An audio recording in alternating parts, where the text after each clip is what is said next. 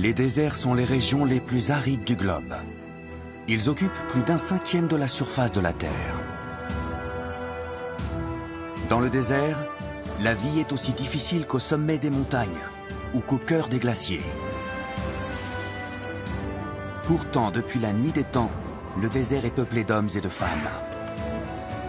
Résistants et pleins de ressources, ces peuples ont su développer des cultures spécifiques et des liens uniques et forts avec ces terres ingrates.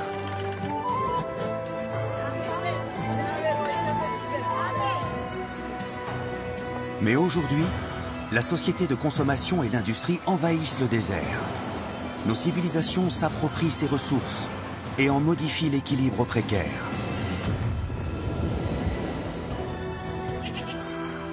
Et plus que jamais, les peuples du désert doivent s'adapter pour survivre. Autant d'histoires singulières de lutte et d'efforts qui illustrent ce lien si particulier entre l'homme et l'un des environnements les plus hostiles de la planète.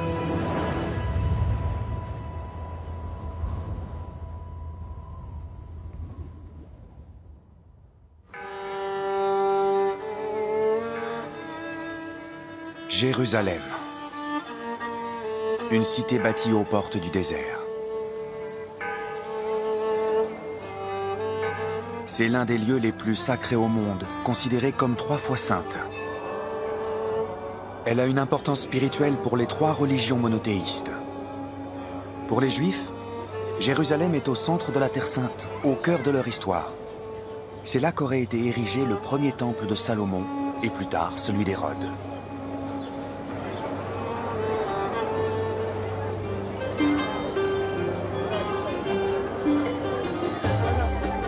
Jérusalem est aussi une ville sacrée pour l'islam.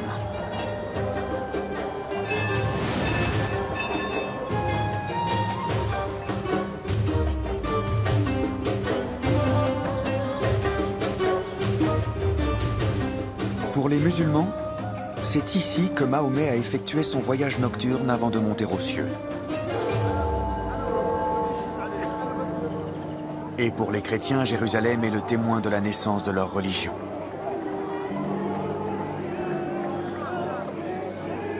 C'est ici que Jésus de Nazareth a été crucifié. C'est là qu'il est mort et ressuscité. Les fidèles venus du monde entier se rendent à Jérusalem pour éprouver leur foi.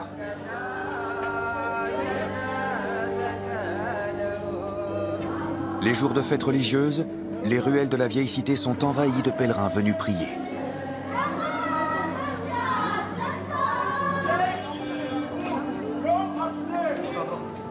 Mais au milieu de toute cette ferveur, il n'est pas facile de s'approcher de Dieu.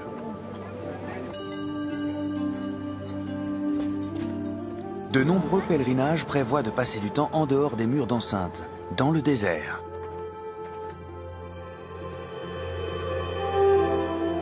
Le désert de Judée, le désert de l'esprit.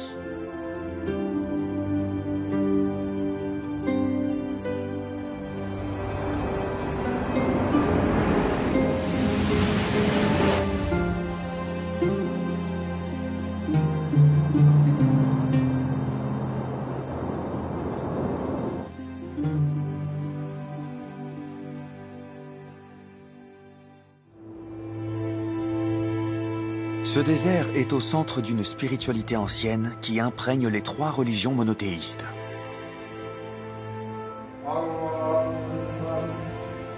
Pour les musulmans, le désert est brûlant, aride et stérile. Il contraste avec l'image des jardins luxuriants du paradis. Les prophètes juifs promettent un désert florissant, sillonné de cours d'eau. Avant de débuter son ministère, Jésus s'y serait retiré pour un moment de prière et de pénitence.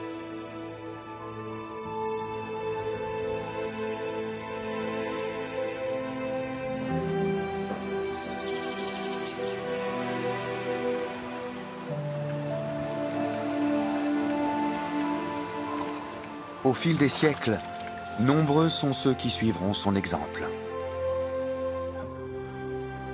Les monastères nichés dans les falaises et les fissures du désert de Judée ont accueilli ceux qui ont choisi de s'isoler, loin du luxe et des distractions du monde des hommes.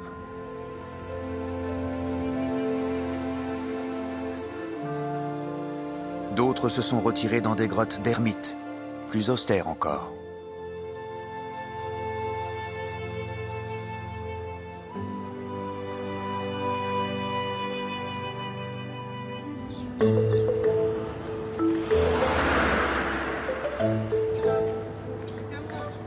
Aujourd'hui, les pèlerins viennent ici en autocar.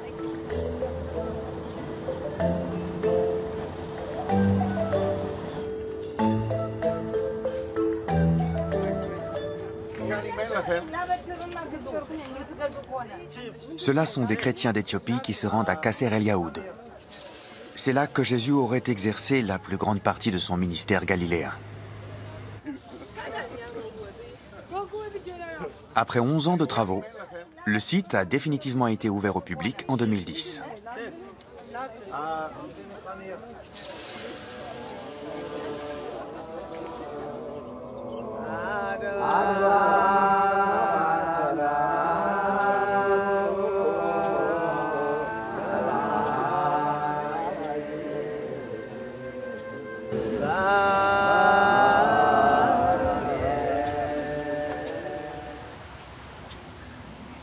C'est sur cette rive du Jourdain que Jean-Baptiste aurait baptisé le Christ.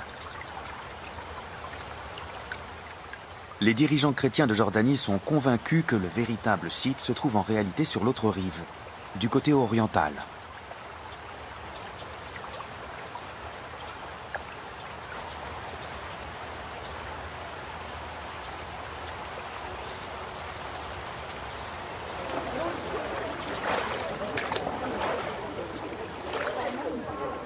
Malgré cela, des chrétiens du monde entier viennent jusqu'ici pour se plonger dans les eaux de baptême du Christ.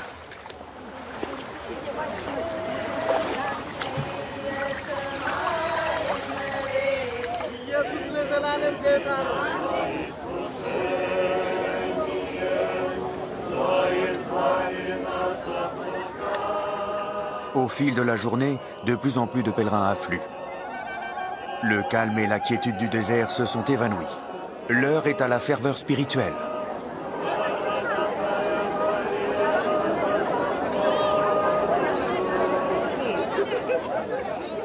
Mais Kasser el-Yaoud n'est pas qu'un lieu saint.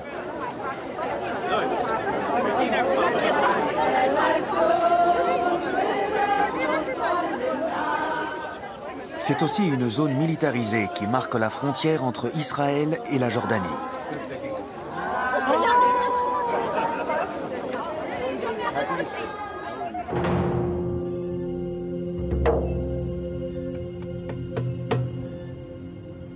Entouré de champs de mines et de rouleaux de fils de fer barbelés, le site porte les marques des conflits passés.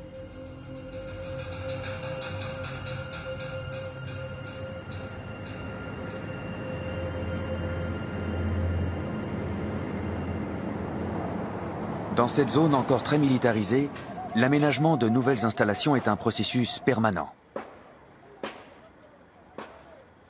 Pour les autorités israéliennes, la sécurité demeure une priorité. Cependant, du point de vue économique, il est impératif que l'exploitation commerciale du désert perdure.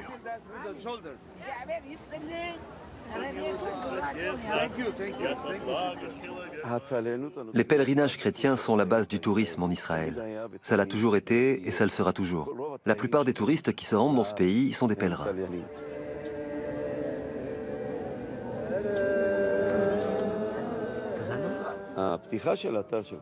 Naturellement, la réouverture de Kasser el-Yaoud est un atout supplémentaire. Il est probable que l'État d'Israël a décidé d'ouvrir cette zone militaire depuis que les Jordaniens ont ouvert la leur, notamment le site de Béthanie au-delà du Jourdain.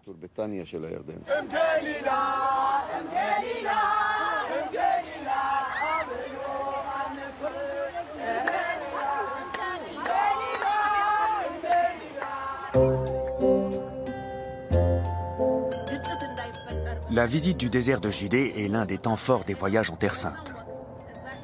Un réseau moderne d'autoroutes sillonne le paysage et facilite les déplacements des autocars entre les sites religieux. Mais même les pèlerins doivent se restaurer.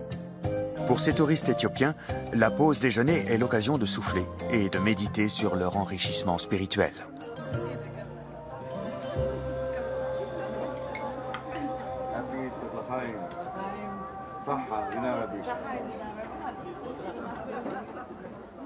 Almaz Abiye Youssef est octogénaire.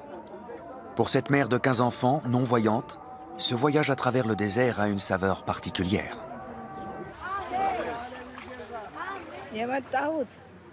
Je suis venue sur cette terre où Dieu a vécu pour le remercier de m'avoir donné tant d'enfants. Je le remercie de les avoir bénis en les préservant de la maladie. Je veux simplement remercier le Seigneur. Quand on me parle de ma vue, je réponds toujours que j'espère que Dieu me montrera la lumière. C'est ce vœu qui m'a menée en Terre Sainte.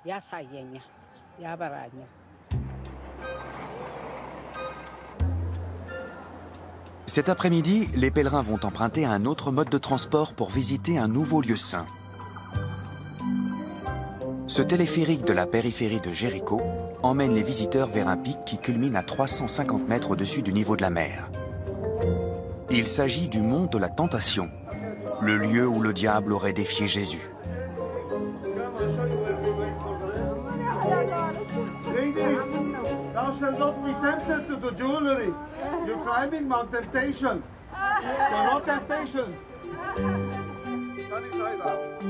Le Christ aurait jeûné pendant 40 jours, résistant aux tentations du diable, l'encourageant à user de ses pouvoirs à des fins personnelles.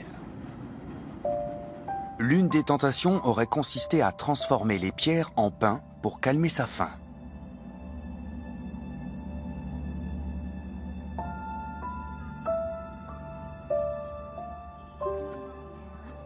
Les premiers pèlerins chrétiens ont cherché le lieu où Jésus a surmonté la volonté du diable. Selon certains écrits, la reine Hélène de Constantinople aurait découvert le site en l'an 326. Depuis cette date, les ermites se sont succédés. À l'image de Jésus, ils sont venus mener une vie austère dans les grottes de la montagne. Au VIe siècle, un monastère orthodoxe grec est construit au-dessus de la grotte supposée avoir abrité le Christ pendant 40 nuits. Les pèlerins s'y rendent pour s'imprégner de la spiritualité du désert. Mais parfois, le tourisme moderne peut prendre des allures de séjour de shopping. Ceux qui sont convaincus que c'est ici que le Christ a jeûné sont maintenant tentés de se restaurer et de se désaltérer.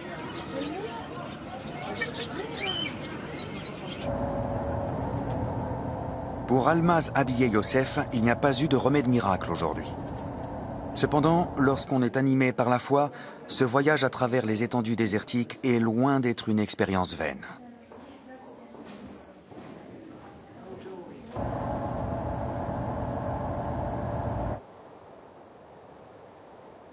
Comme il l'a toujours fait, le désert continue de nourrir l'esprit.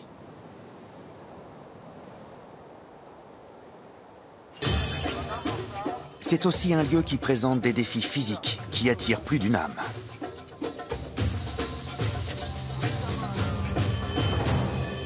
L'aube se lève sur la mer Morte. En dépit de températures qui dépassent les 40 degrés, le site est un lieu très prisé des aventuriers en quête d'escalade. Et là où il y a des grimpeurs, il faut des sauveteurs. Aujourd'hui, l'équipe de sauvetage Megillot s'apprête à former 2 nouveaux volontaires. Après des semaines d'entraînement, le moment est venu de les confronter au désert.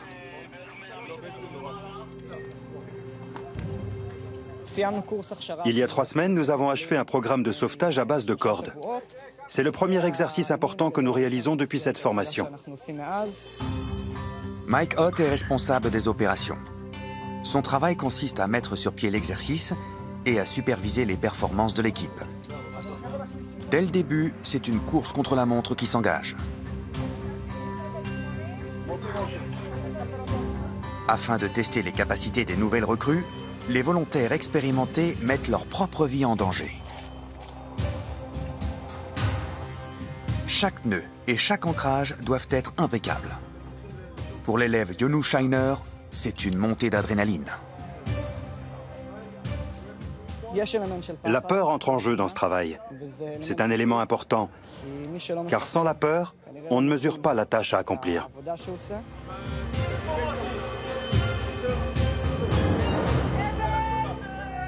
Pour Karima Horiterstick, l'autre novice, il y a aussi un aspect ludique. Cette infirmière dans le civil va devoir effectuer une descente abrupte pour atteindre les victimes. Dès que l'exercice commence, l'aspect sécurité passe au second plan.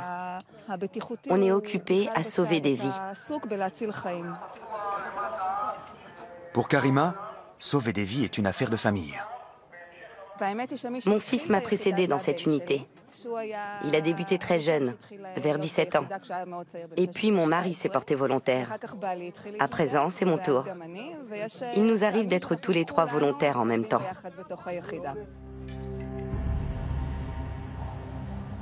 En comparaison avec d'autres déserts, celui de Judée est relativement petit.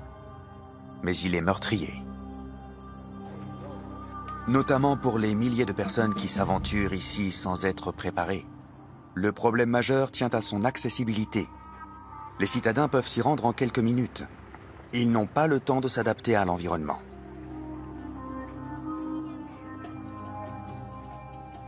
Une réalité que Mike Ott, le chef des sauveteurs, ne connaît que trop bien.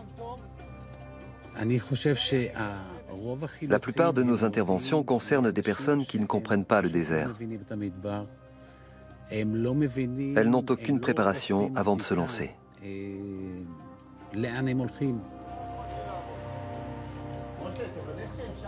Il y a à peine une semaine, cette équipe a œuvré toute une nuit pour secourir un groupe de randonneurs qui s'était égaré au cœur du désert. Ses membres, à bout de force, souffraient de déshydratation. Mais le manque d'eau n'est pas l'unique danger.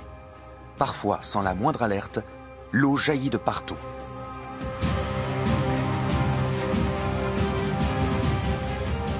Au printemps, les crues subites engendrent des torrents d'eau de pluie qui dévalent des montagnes de Judée à travers les vallées désertiques.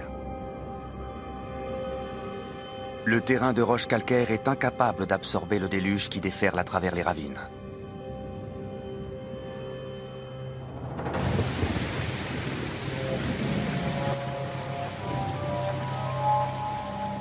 Parfois, les amateurs de sensations fortes qui viennent d'assister au spectacle sont emportés par les eaux.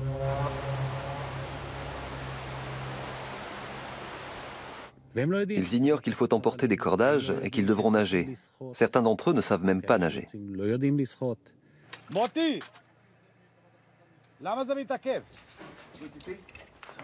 Lorsqu'il s'agit de sauver des vies dans le désert, Mike sait que chaque seconde compte.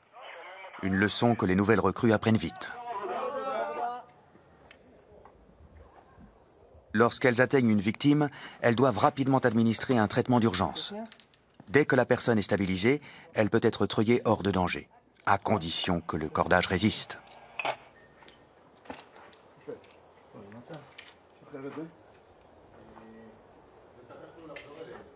Mais il faut faire preuve de discernement, car, comme Mike le sait, les accidents les plus graves arrivent à ceux qui appréhendent le désert comme un environnement normal.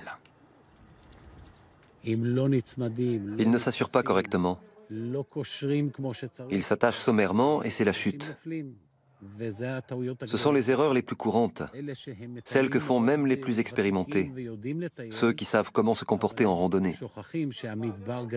Mais ils oublient que le désert est plus fort qu'eux et que la gravité existe ici aussi. Mike valide enfin l'exercice. Les nouveaux font désormais partie de l'équipe. Le mot d'ordre est simple. Être prêt à mettre sa vie en péril pour secourir les étrangers en détresse.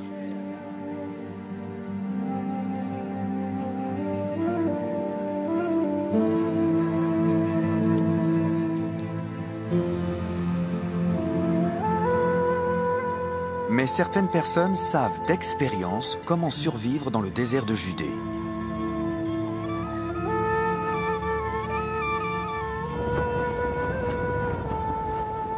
Lorsqu'une tempête de sable survient, les Bédouins ont les réflexes appropriés.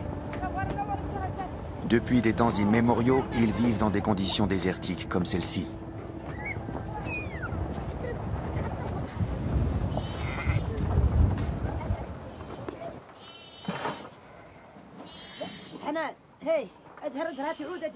Saba est une bédouine, mère de 9 enfants.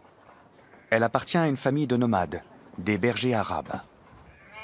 Il y a 3 siècles, ces descendants des Bédouins du Negev ont migré vers le nord depuis le désert d'Arabie.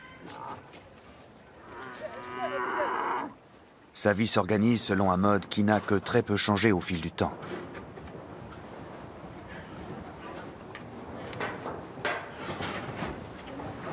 Elle consacre des heures à secouer ce sac en peau de chameau pour faire des yaourts à base de lait de chèvre.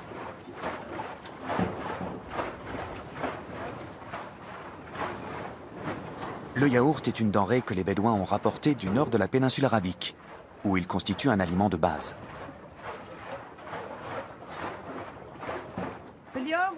Chaque jour, je bats le lait dès le matin avant de préparer le petit déjeuner de mes enfants.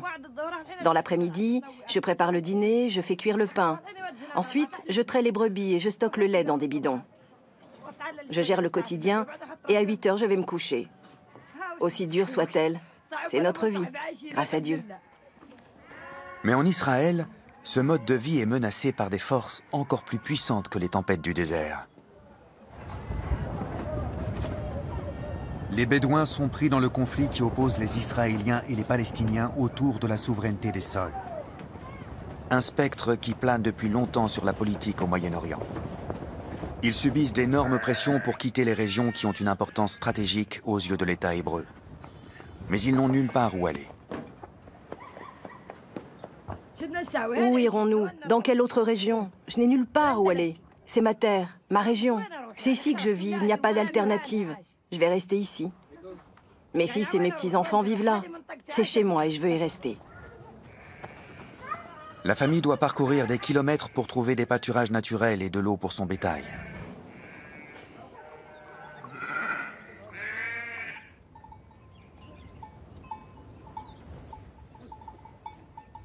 Durant l'hiver, voici leur camp de base. Un abri de fortune adossé à une crête où ils vivent avec leurs animaux. Le terme bédouin signifie habitant du désert. Redouté par certains pour sa férocité, c'est un peuple fier, héritier du mode de vie nomade et qui a résisté à l'épreuve du temps. Mais Ali, le mari de Saba, estime que cette époque est révolue avec la nouvelle génération. Les Bédouins étaient réputés pour leur générosité. Ils offraient de la nourriture avec honneur et humilité. Ils éprouvaient de la compassion et de la fierté. Aujourd'hui, le monde a perdu ses valeurs, et cela m'effraie. La pression de l'ère moderne empiète sur la vie des familles de Bédouins, jusque dans le désert. Mes enfants et mes petits-enfants ne perpétueront pas ce mode de vie primitif. Aujourd'hui, il y a les études, l'école. Ce n'est plus la vie d'ignorance que nous avons connue.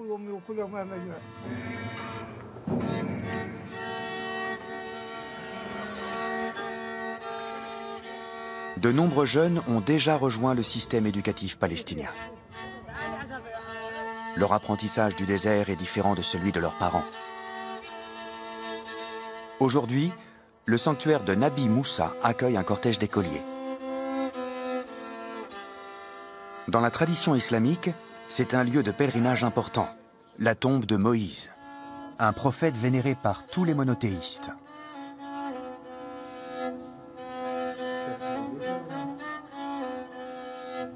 Mais à la différence des sites sacrés juifs et chrétiens, ce sanctuaire est privé de financement. Ce lieu a toujours été consacré à l'enseignement culturel et spirituel. C'est ici que les enseignants obtenaient leur diplôme.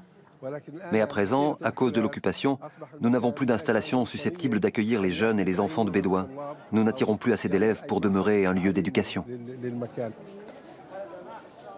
Avec davantage de moyens, il pourrait développer un véritable centre d'études. Il manque un cadre qui permettrait d'inclure les enfants de Bédouins des collines avoisinantes.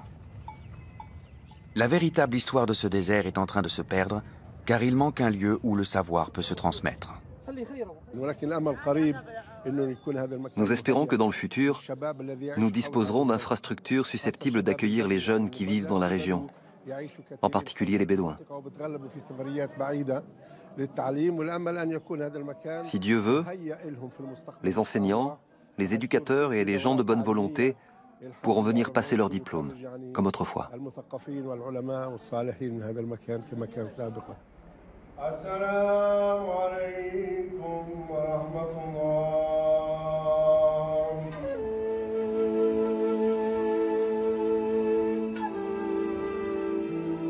Un nouveau jour se lève.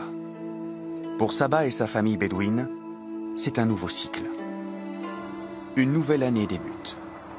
Le moment est venu de quitter les quartiers d'hiver et de poursuivre sa route.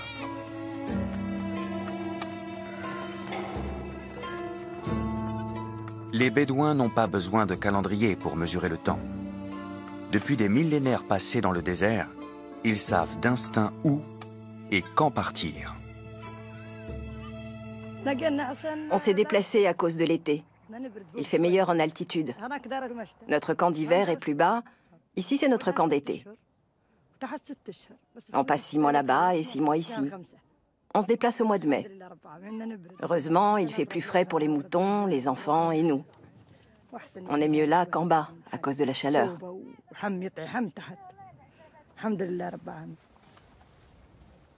Les Bédouins suivent encore leur instinct. Mais de nos jours, leur marge de manœuvre en tant que nomades est sérieusement restreinte. L'État israélien a délibérément encouragé les Bédouins à s'installer dans les villes. Les réductions de pâturage y sont pour beaucoup, sans compter la pression qu'exercent les nouvelles colonies juives. Désormais, il leur est impossible de subvenir à leurs besoins sans être reliés à la vie urbaine.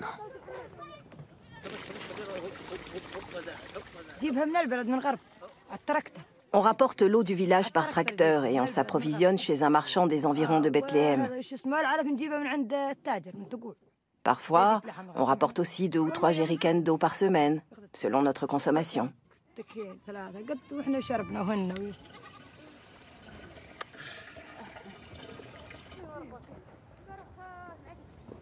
Il semble que les traditions nomades des Bédouins soient en train de disparaître rapidement. Les écoles et les boutiques façonnent les désirs de leurs enfants. Pourtant, un espoir subsiste, car le désert entretient la promesse d'une vie digne. En dépit des richesses du monde moderne, ici, disent-ils, le sens de l'honneur a une réelle signification. Dieu nous apporte la pluie. On laboure et on récolte. Les moutons se nourrissent d'orge et les hommes de blé. Qui pouvons-nous? C'est la volonté de Dieu. Si vous avez 1000 shekels, vous les dépenserez vite, n'est-ce pas? Ils disparaîtront sans la grâce ou la bénédiction de Dieu.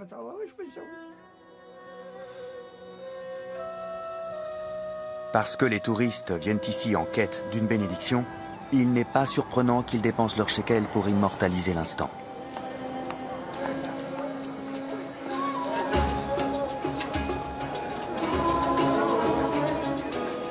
Jérusalem regorge de bazars touristiques qui proposent des souvenirs de pèlerinage en Terre Sainte.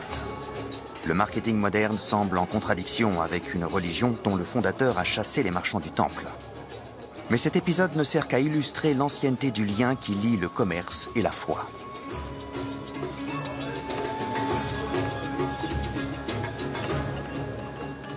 D'autres boutiques proposent des choses plus authentiques. De véritables objets archéologiques qui remontent à l'époque biblique. Des lampes à huile utilisées du vivant de Jésus.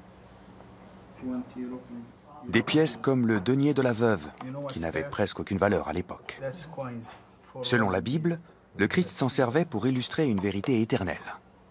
Le pauvre qui donne peu vaut bien plus que le riche qui ne donne que son superflu. À présent, le denier de la veuve, comme tout ce qui se vend ici, représente une belle petite somme. Nidal Ibrahim Omar Oub, le propriétaire de cette boutique, affirme qu'il a les antiquités dans le sang. Mon grand-père a tenu cette boutique pendant 50 ans. Et à sa mort, mon père a pris sa place. Il la tient depuis 10 ans et maintenant je travaille avec lui et j'apprends le commerce des antiquités.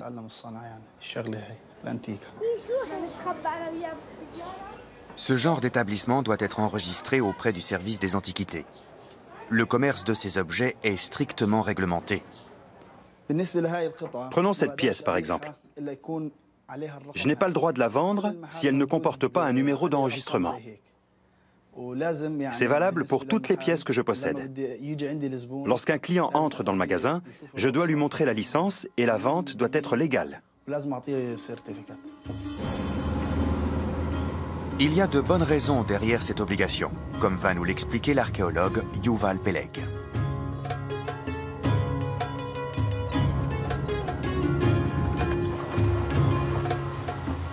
Aujourd'hui, il est dans le désert à la recherche de traces d'un monastère byzantin qui se trouvait sur ce site il y a 1500 ans.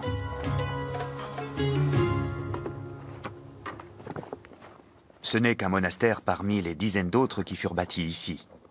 Une tradition que l'on doit à des moines de Turquie et qui remonte au IVe siècle.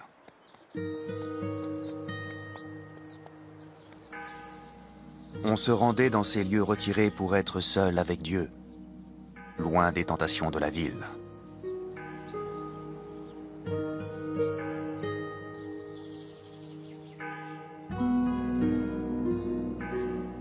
Le désert a hérité de tous ces trésors archéologiques. Ils sont si nombreux qu'il est impossible d'en explorer toutes les richesses.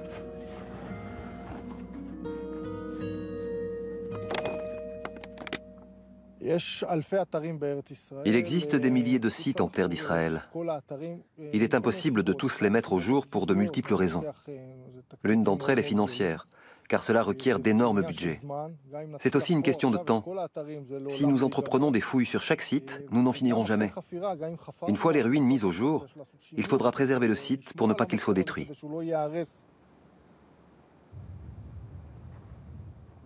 Mais le pillage est le problème majeur auquel les archéologues sont confrontés. Les pilleurs vident le désert de ses trésors antiques et ne semblent avoir aucun mal à tirer profit de leur butin. Les pilleurs d'antiquités ne s'intéressent pas à l'archéologie. La structure et son histoire ne leur sont d'aucun intérêt. Ce qui les attire, ce sont les objets anciens qui ont une valeur marchande. Les découvertes archéologiques majeures, comme celle des manuscrits de la Mer Morte, ont suscité bien des convoitises à travers le monde. La nuit, des gangs organisés viennent creuser le sol dans l'espoir de découvrir de précieuses reliques.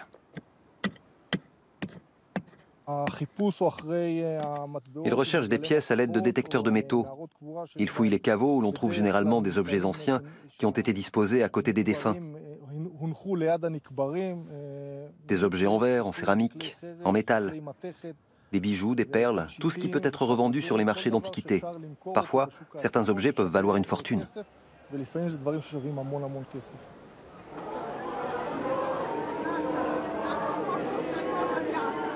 Une seule pièce peut valoir jusqu'à 225 000 € au marché noir. Les archéologues et les antiquaires agréés se sont donc unis pour tenter d'éradiquer ce trafic illicite qui vide le désert de ses antiquités.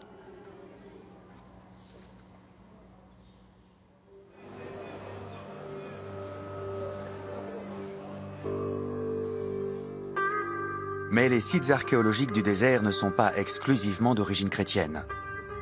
La forteresse de Masada se dresse sur un éperon rocheux qui domine la mer Morte.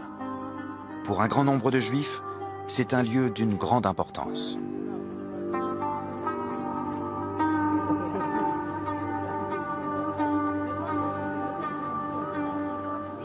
Selon Flavius Joseph, historien du 1er siècle, cette forteresse aurait été bâtie par Hérode le Grand, roi de Judée. Un siècle plus tard, une génération après l'époque du Christ, les Juifs se sont soulevés contre l'occupant romain.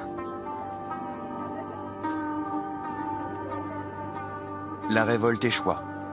Mais c'est derrière ces remparts qu'un groupe de Juifs accomplit son ultime acte de bravoure.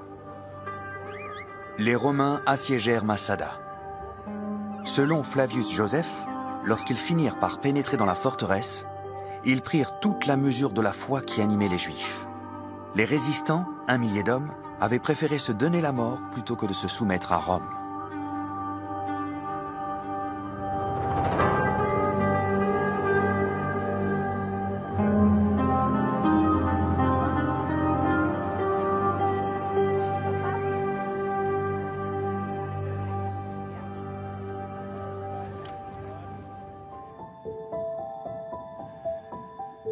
Masada surplombe la mer Morte, le point le plus bas des terres émergées du globe, à 422 mètres sous le niveau de la mer.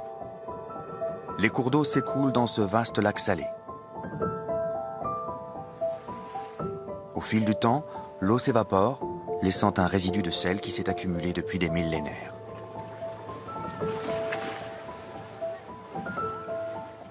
Un tiers du volume d'eau est composé de sel dissous. La salinité du lac est 6 fois plus importante que celle de l'eau de mer. Aucun poisson ne pourrait survivre ici.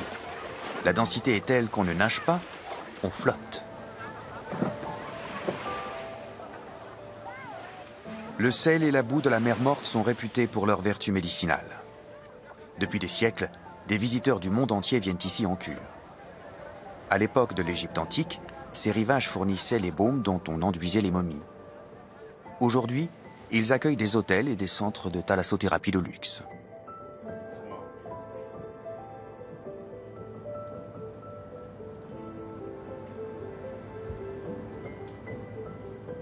La boue de la mer Morte est riche en minéraux. D'après la légende, Cléopâtre en personne s'en enduisait.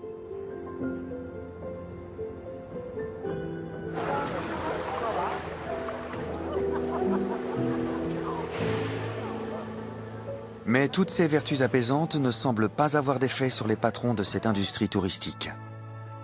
Leurs moyens de subsistance dépendent de la mer Morte, qui, sans jeu de mots, est en train de mourir.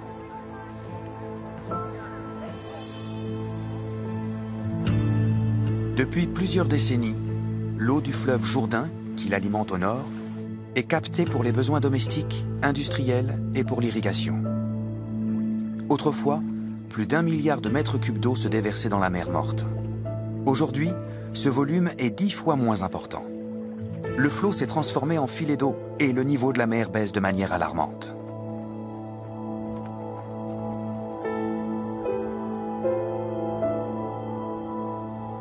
Ces balises ont été disposées au bord du rivage au fil des années afin de mesurer le rythme du retrait des eaux. Tous les ans, la mer perd 1 mètre de profondeur.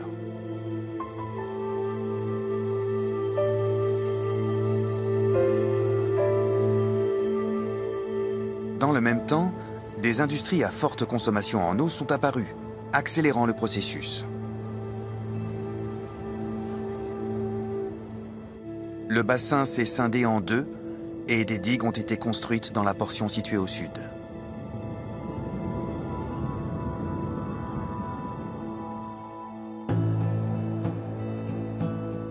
Elles ont entraîné la formation de vastes bassins d'évaporation dont on extrait de la carnallite.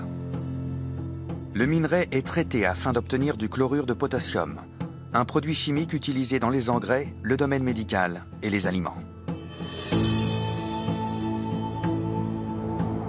C'est ici que l'on produit la matière première pour les alliages à base de magnésium. Toutes ces exploitations accélèrent le processus de régression des eaux du lac.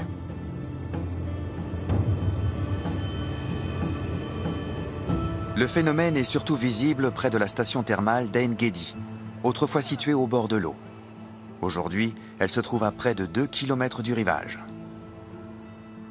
Les clients empruntent un véhicule pour aller se baigner.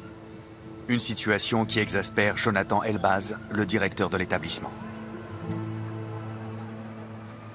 Il y a plusieurs années, la mer atteignait le bord de la route, un peu plus au sud.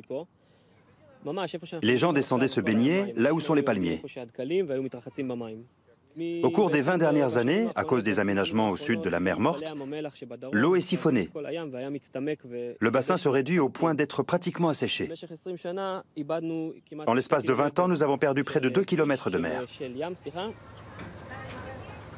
Si aucune action n'est entreprise, les experts prédisent que le niveau d'eau baissera encore de 100 à 150 mètres. Nombreux sont ceux qui estiment qu'il s'agit d'un processus irréversible. Jonathan Elbaz n'est pas seul à redouter la disparition de cette mer du désert. Je suis convaincu que d'ici 20 à 30 ans, il n'y aura plus de mer ici. Il n'y aura qu'une mare. Au-delà de mon cas personnel et de mon activité, c'est un problème d'ordre national et planétaire, car il n'y a pas d'autre mer morte sur Terre.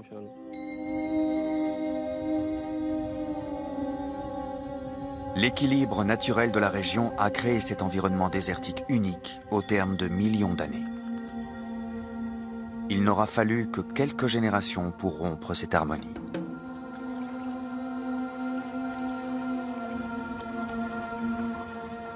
Ce qui est certain, c'est qu'il y a un nouveau danger mortel sur ces rivages. La baisse du niveau de la mer a entraîné un changement de la nappe phréatique.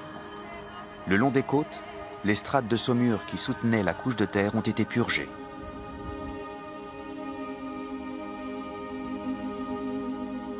Sous le sol, des cavités se forment, puis s'affaissent radicalement, sans prévenir. Les fosses qu'elles laissent s'appellent des dolines.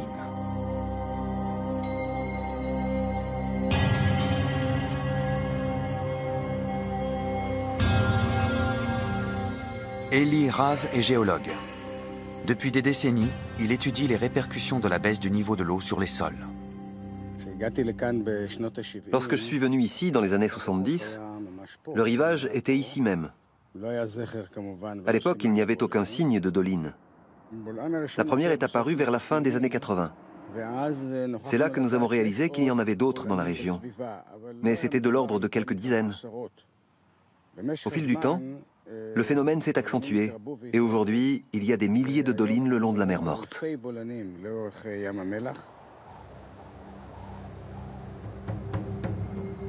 De nouvelles fosses apparaissent en quelques jours. Chacune représente un danger. Eli a entrepris de les cartographier afin d'essayer de comprendre les conditions qui favorisent leur apparition.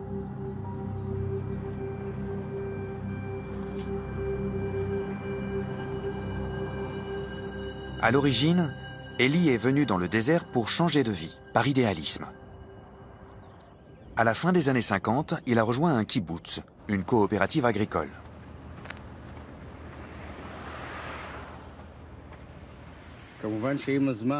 Avec le temps, l'agriculture s'est diversifiée. Mais les oasis sont faites pour la culture des dattes. Les deux vont si bien ensemble. Dans ce désert, on cultive le dattier de Judée depuis des millénaires. Il ne pleut quasiment jamais dans la région, mais les sources naturelles fournissent l'eau nécessaire aux plantes et aux cultures.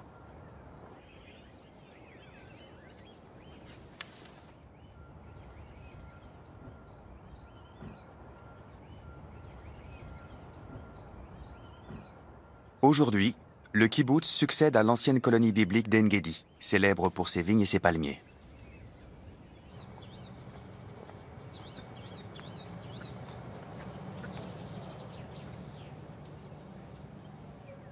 Eli a grandi dans une région d'Israël bien plus fertile. Mais ici, quelque chose a envoûté son âme. Pour les Juifs, le désert a une signification profonde. C'est là que notre peuple s'est formé. Personnellement, je ne suis pas né dans le désert. Mais ici, on perçoit le lien entre les choses. Et c'est ce qui m'importe.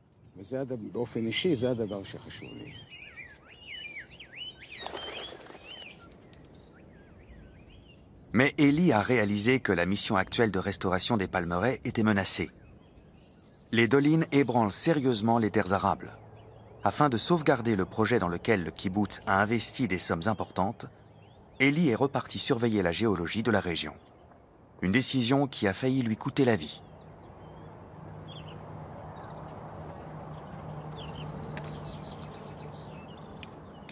En 2003, alors qu'il était en train de relever une nouvelle activité géologique, le sol s'est dérobé sous ses pieds. Il fait une chute de 9 mètres en contrebas.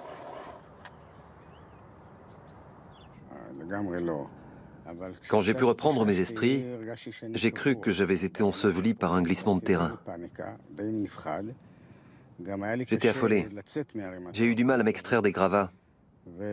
Mais lorsque je me suis assis au fond de la fosse, j'ai commencé à réfléchir à ce que j'allais pouvoir faire. Je redoutais qu'un nouveau glissement de terrain ne survienne et que c'en soit fini pour de bon. Après de longues heures d'attente et la peur du pire, Eli est finalement sauvé. Malgré cette mésaventure, il continue de mesurer les dommages écologiques que subit la région. En tant que géologue, il sait que dans ce désert, la nature façonne aussi les contingences matérielles. Les dolines ont gelé la croissance économique de toute la région. Les grandes attractions touristiques, comme Masada, s'en tirent à bon compte grâce à des investissements dans des infrastructures comme ce téléphérique et un office du tourisme flambant neuf. Ailleurs, on reconstruit des portions d'autoroutes devenues trop dangereuses pour la circulation. Mais de nombreuses entreprises souffrent.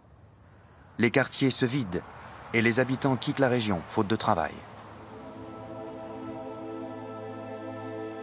Mais pour Eli, la promesse d'une oasis dans le désert est une motivation suffisante pour continuer à risquer sa vie.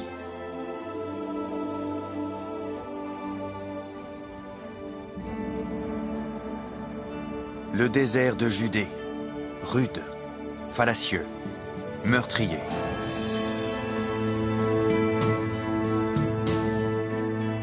Ici, rien n'est facile, rien n'est simple. Cette étendue sauvage nous dépouille du superflu, de l'inutile. Ce paysage a toujours été une terre de contemplation, d'aspiration spirituelle.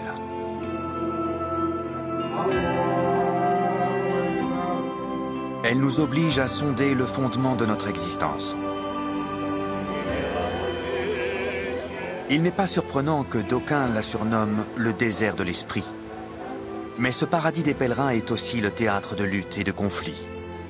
Une région où les gens exploitent le tourisme et profitent de l'héritage que la région leur a légué.